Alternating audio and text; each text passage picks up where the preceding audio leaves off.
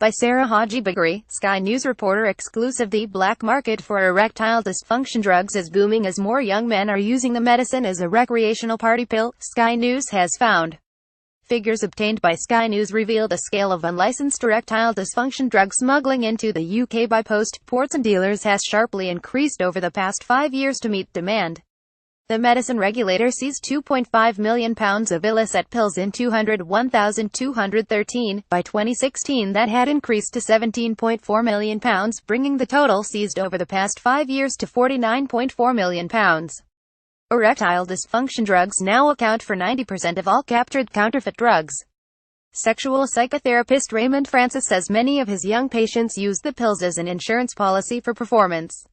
He told Sky News his patients include an increasing number of young men, typically under the age of 35, invariably not in long-term relationships. Image sexual psychotherapist Raymond Francis says many of his young patients use the pills as an insurance policy. He said, "I believe their dependence on Viagra for recreational reasons, if you like, is driven to some degree by the plethora of UAL imagery through ography which is so instantly available." Mr. Francis, who works at Harley Street's Apex practice, said he has not encountered any patients with physiological issues.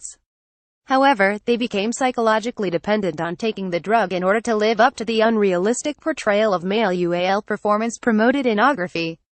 He said this is one of the last few remaining taboos in modern society today. Even in this day and age of openness, male UAL performance is one of the few matters in life which is really considered deeply confidential. Image some are marketed as harmless sweets, but unlicensed samples can contain toxic chemicals. Many young men are also trying the drug in an attempt to counter the effects of alcohol and other drugs.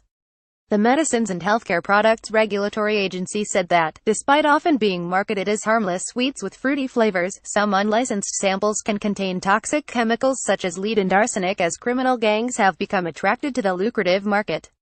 Danny Lee Frost, head of operations for Enforcement Group, told Sky News they dwarf anything else we seize.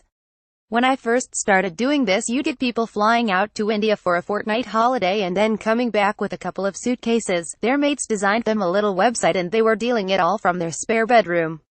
Now you've got organized crime involved, you've got the websites hosted in places like Russia, you've got the money going out to the Cayman Islands, you've got this stuff being smuggled in.